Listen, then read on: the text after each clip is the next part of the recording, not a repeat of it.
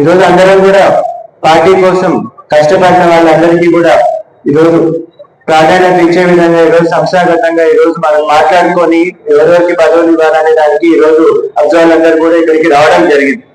గతంలో వైఎస్ఆర్సీపీ గవర్నమెంట్ లో ఉన్నప్పుడు ప్రతి ఒక్కరు కూడా లోకల్ బాడీ ఎలక్షన్ జరిగినప్పుడు మున్సిపాలిటీలో కానీ లేకపోతే సర్పంచ్ ఎంపీటీ ఎలక్షన్ కానీ అందరూ కూడా ఆ రోజు ఎంత ఒత్తిడి పెట్టినా కూడా అందరూ కష్టపడి పోటీ చేసి డబ్బులు ఖర్చు పెట్టుకొని కొంతమంది గెలవడం జరిగింది, కొంతమందిని ఓడిపోవడం జరిగినా కూడా డబ్బులు ఖర్చు పెట్టుకోవడం జరిగింది. వాళ్ళందరినీ కూడా ఈరోజు దృష్టిలో పెట్టుకొని ఇక్కడే ప్రభుత్వ సమక్షంలోనే అందరికీ కూడా క్లస్టర్లు కానీ టీచర్లు కానీ అందరినీ కూడా ఆ రోజు చేయడం జరిగింది. ఇప్పుడు కూడా ఎవరైతే కష్టపడ్డారో గతంలో వాళ్ళందరినీ కూడా దృష్టిలో పెట్టుకొని వాళ్ళందరికీ కమిటీల్లో అందరిలో చూడుకుంటారు. నిన్ననే ప్రభుత్వంలో కూడా వచ్చి కలిసి మాట్లాడడం జరిగింది.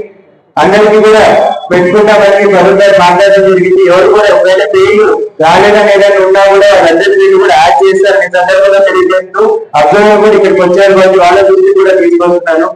ఏ చిన్న ఇబ్బంది వచ్చినా కూడా వైఎస్ఆర్సీపీ ప్రభుత్వంలో మనం ఇబ్బందులు పడ్డాం. ఈ రోజు మళ్ళీ మన ప్రభుత్వం వచ్చింది.